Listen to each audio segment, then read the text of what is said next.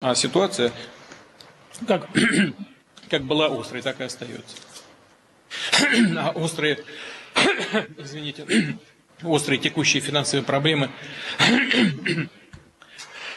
есть. И очень важно в этой связи, вы сейчас тоже об этом сказали, что страны БРИКС не закрываются друг от друга при этой общей работе в борьбе с пандемией. Мы открываем не только свои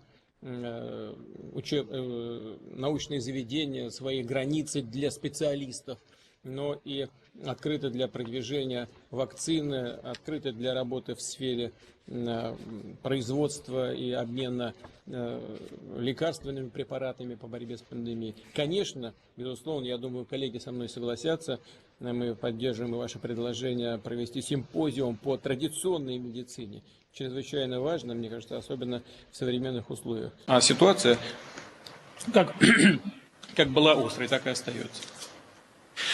А острые, извините, острые текущие финансовые проблемы